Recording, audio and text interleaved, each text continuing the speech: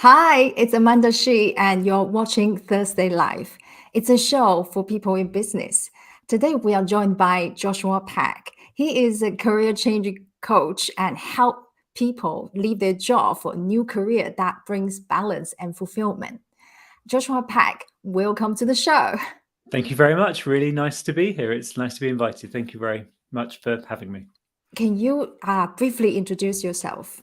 Yeah, sure. So as you say, I'm Josh. I'm a career change coach. I tend to help people who are in their what I call their midlife, which is less an age and more a state of mind. That point where you actually are no longer prepared to compromise in whatever job you've been working in, often a kind of corporate job, and you want to do something yourself. You want to create something yourself. You want more balance, more fulfillment.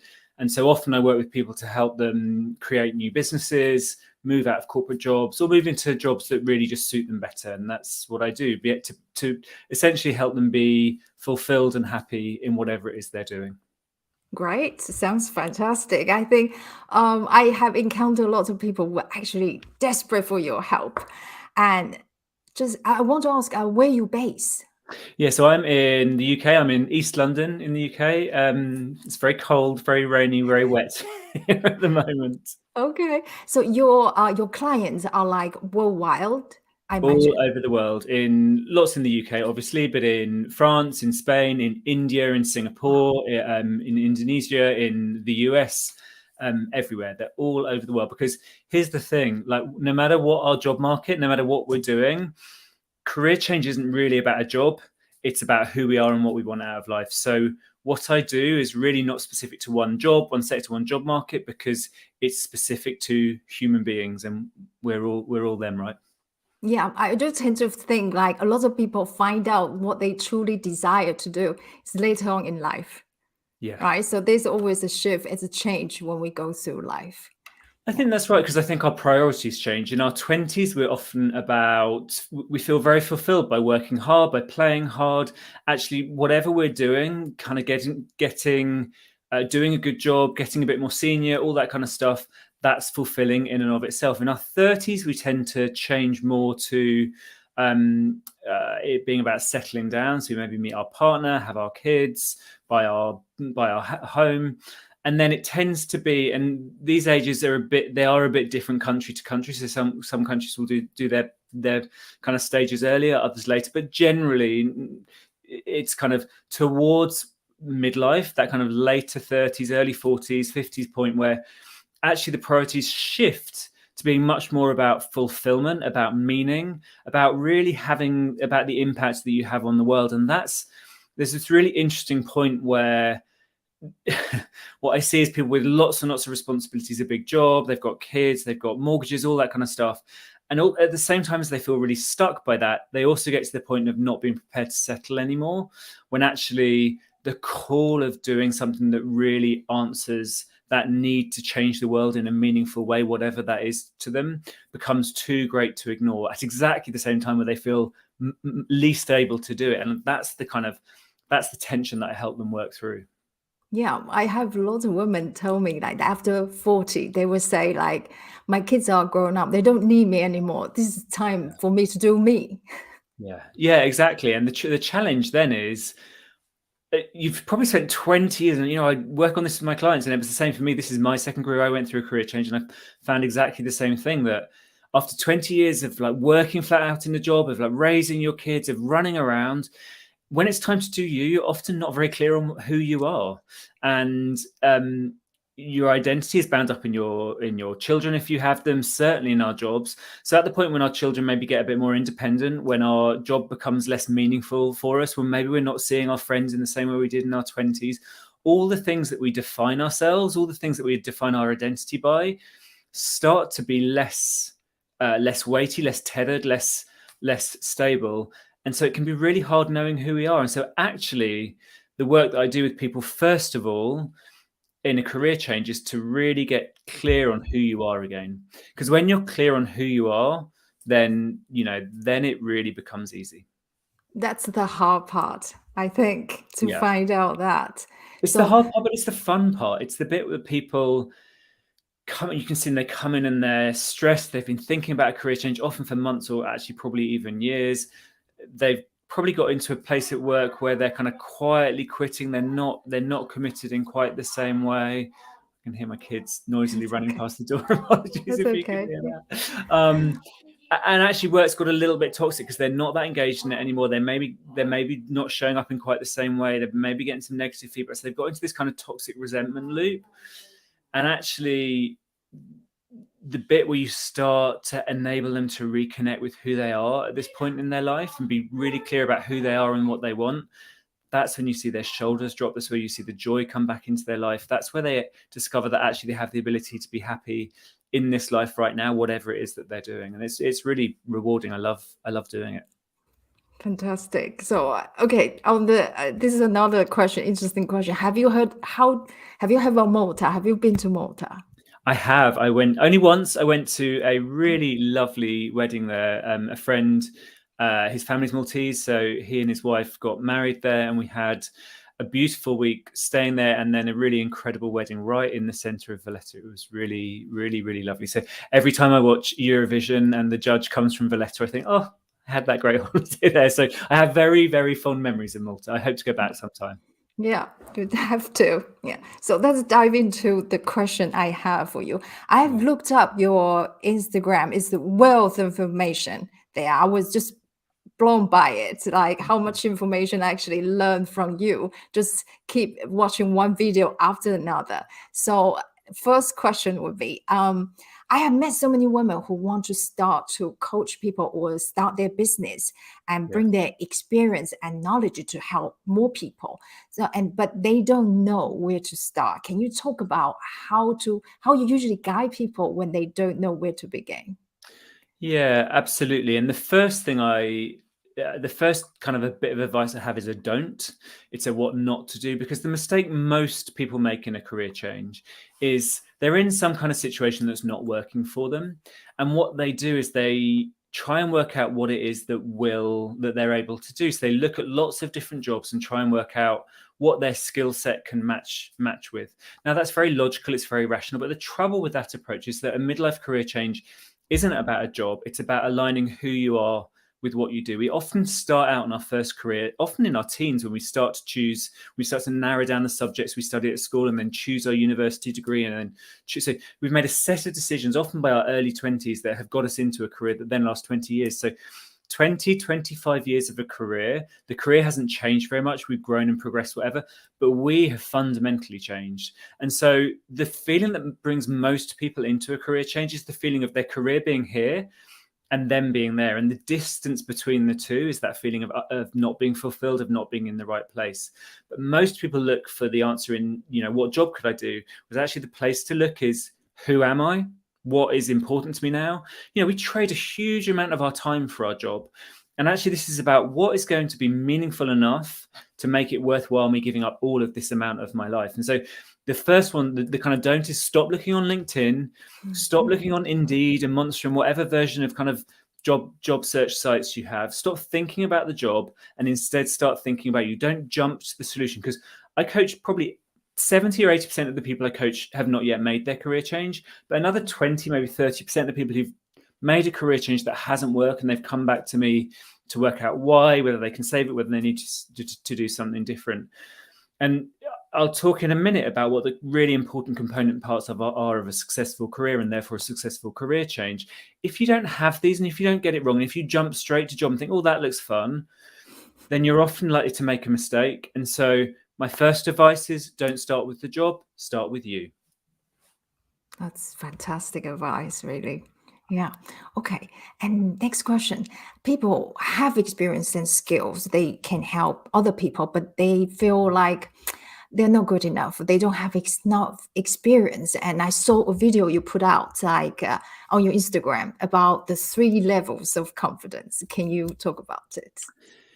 Yeah, absolutely. And I coach a lot around self-confidence. What I really coach around is self-acceptance, because what most of us try to do when we're trying to get confident, what most of us are trying to do is we're trying to get some kind of validation. We're trying to persuade other people that we're good enough.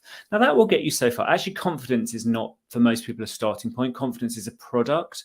So confidence comes when you do something and learn it, and you start to get some responses from people that's positive. Now that's good, and that's a good thing to do.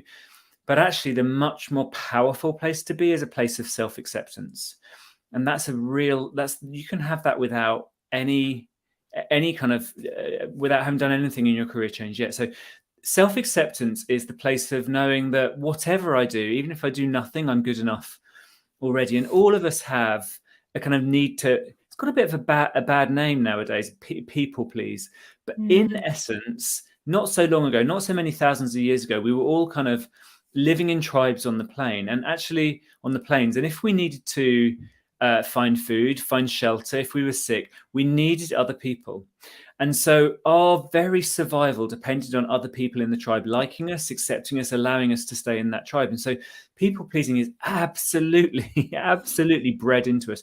The people back then who didn't have that ability to please, to be liked, to make other people think well of them, they didn't survive to pass on their gene pool. So all of us are the product of people who were really good at kind of trying to make people like them. The thing that our kind of primitive brains and the amygdala, the bit that keeps us safe, the fight or flight bit, the oldest bit of our brain, hasn't caught up with, is the fact that actually we don't live on the plains anymore. We don't yeah. need to forage for berries and hunt for a place for the night. We're actually in a much safer position, and therefore we can adopt a different approach to other human beings. Human connection is really important. It's one of the most fundamental things that we need, but we don't need it from everyone, and we don't need it at all costs. And one of the key things with self-acceptance about always kind of working with people is, look, there are 8 billion people in the world, and some of them, self-confidence is saying, I'm really good at this, I'm able to do this. Actually, self-acceptance is saying, whether or not I'm good at this is a subjective judgment that's in your head and not mine. And there are 8 billion people in the world. Some of them are going to think you're awful. Some of them think you're going to be Yes. terrible at what you do. Some of them are going to think you're too thin or too fat or too tall or too short, too Yeah. this or too that. And you actually have we think we have an ability to change that. We think if I diet, or if I study, or if I brush up on my presentation, or if I do enough coaching training, I'll be able to control what people think about me. The truth is, we can never control what another human being Mm, thinks about us. The thoughts that you have in your head are based on a whole bunch of stuff, whether you slept enough last night, whether I remind you of your first boyfriend, or all that kind of stuff that we don't have any control over. But most of us spend most of our lives trying to control other people's thoughts. We can't control our own thoughts, incidentally, but we're desperately trying to control other people's. So actually, yeah. self-acceptance is that point of saying 8 billion people in the world, some of them are going to hate me, and that is their loss. I'm not going to chase after them. I'm going to try and make them love me. I'm going to try and make them like me. I'm just going to find the people that do like me and love me, who think I'm the best thing since sliced bread, and they're going to be my people. And that real acceptance that actually, whether or not you like me, whether or not you love me, whether or not you accept me, whether or not you want to buy from me, actually isn't in my power. I am 100% lovable from birth. The ability to be loved, the ability to be liked, the ability to be appreciated, to be found worthwhile is 100%, is total. Anyone can love me. Anyone can appreciate me. I have no control over that. It's in your head, not mine. And so self-acceptance is a very powerful concept that it's very freeing. It just says, I'm enough. I'm good enough. Whether or not you think that, totally down to you. I have no ability to affect that. And in fact, it's none of my business. What's in your head? None of my business. I'm going to show up as I'm going to show up. Whether or not you like me, it's up to you. So that's the point I try and get people to. And let's be clear, it can be a life's work in there, but you can make Oh, yeah. really, really quick changes as soon as you start to appreciate what's going on in your head in terms of trying to control people, and actually accepting that that's impossible, and you just go and do you, and how people respond will be up to them. Yeah. And I find that like we all care about people around us, the ones we love the most, that we care about their opinion a lot.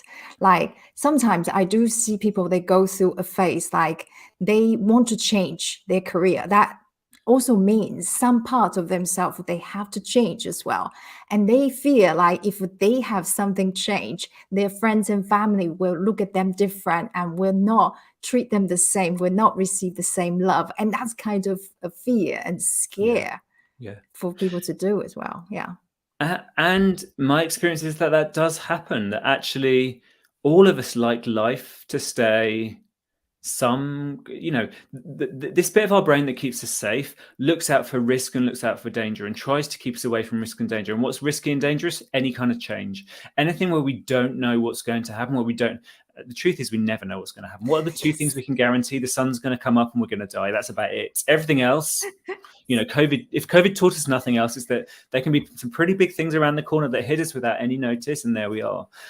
But most of us try and keep ourselves safe by keeping the world as similar as possible. And that goes for career change. I predominantly work with women, and one of the things we have to work on is how they talk to their partners, mainly men, about their career changes, because you don't want to spring it on them at the end because they're going to struggle with that. You need to bring them along with you. Now, ultimately, it's a choice about whether they come and whether you care. But if you want to, a relationship is give and take, and so you need to take people along with you. Your career change is about your self-belief, and we really work on self-belief to the point where it's off the scale and you can achieve incredible things. But other people haven't been through the process. Unless you're signing up all your family and all your friends to coaching with me as well, when you do your career change, they're going to feel nervous about it. They're going to feel scared. When I did mine, none of my friends wanted me to change career because they were really invested in who I was and what I did previously. Now they like that I'm successful. They like that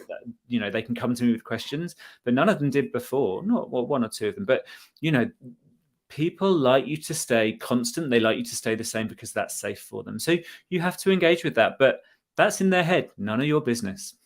That's great. Oh, well, that's just well said. Yeah. So there are phases that a person goes through when they, okay, first they have this idea they want to have the career change. And Yeah. and then what's the second phase like? And what is that actually, when is actually good for them just take the plunge and jump in? Yeah. And this is a really important point. It's a great question because the mistake that a lot of people make is they see a career change as kind of one thing.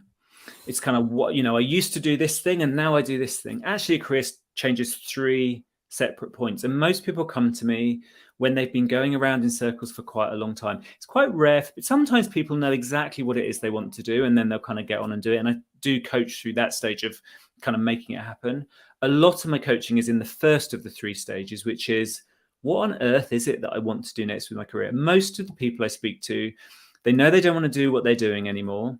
Or actually, sometimes they're like, do I want to do this? Do I not? Some things don't work, some things do. So they're stuck in this kind of decision paralysis. So the first thing we do is get clear on what do you want to do next in your career? And that can be a whole spectrum from changing what they do a little bit, maybe doing the same thing for a different organization or a different sector or a different type of organization, getting a promotion at work, changing what they do at work, right the way through to doing something totally different. I used to be a corporate lawyer and now I'm an interior designer, as an example. And the thing that holds people back is that they're not sure when they're in that place of not knowing what it is they're going to do next. They're not sure if they can make it work. They're not sure if they have the time and the energy to retrain, to do the studying, to do the. People imagine it's going to be 4 years worth of going back to university or whatever. They don't think they have the money to start again on the bottom salary and all that kind of stuff. The trouble with, and that's when they mash all of these bits of a career change up together, they don't make any progress because they think as soon as they start, they're going to have no income. Actually, what actually happens is the very first stage is working out what it is that you want to do next. That gives you the three essential parts of an effective career and therefore effective career change, which is fulfillment, balance, and financial independence. And once you're able to work out what that perfect future career that gives you the balance, the fulfillment, and the financial independence is, it actually answers the questions: can I afford to do it? Will I make it work? Do I need to retrain? Do I have the time and the energy? Do I have to start again? The answer to all of those is generally much more positive than people think. But you do this first bit, and that enables you to decide whether or not you want to go all into making it happen. So the second bit is making it happen, which can be as simple as going for a promotion at work or interviewing for a similar job at a different organization, or it can be building up your own business over time. And for most people, if they're building up their own business, that goes alongside their existing job. So very few people need to kind of jump off a cliff, throw the old career out the window and start straight away. For most people, it's more gradual. Right. And the third part is you leave the old job, you start the new one, and the new one is your kind of full-time thing. But that first bit working out what it is you want to do to give yourself the fulfillment, balance, and financial independence. That's the thing that people can do without any risk whatsoever. Because if the answers don't come out right, then you don't have to go on to the second stage of making it happen. The only risk is if that job that you come up with is so exciting and so much potential and so impossible to resist that you don't have any choice but to go on and make it happen.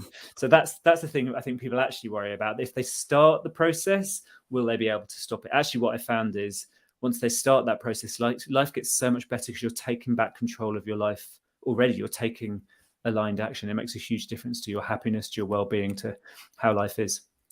Yeah, that's great. So, if the audience want to reach you, and how can they find you? Yeah, so the best place to find me always is on Instagram because I'm there most days. I try not to be there on a Sunday. I try to have a day off social media on a Sunday, but most other days I'm there, and I'm Your Best Life UK, Your Best Life UK on Instagram and on Facebook. I also have a free career change Facebook group where there's a live training once a week. I used to do mine on a Thursday too. I now do it on a Wednesday. I introduced yesterday and the week before as Thursday's live, even though it was Wednesday. But there's a free Facebook group with weekly training and lots of free coaching and other resources, which is called How to Change Career. So if you search for How to Change Career in Facebook groups, you will find it there as well. So those are the two best places. Fantastic. So thank you so much for joining us today, Josh. It's been Okay, so this is the live today. I hope you enjoy it and go and find Josh, and he has great videos on Instagram. Okay, so I'll see you next week, guys. Bye.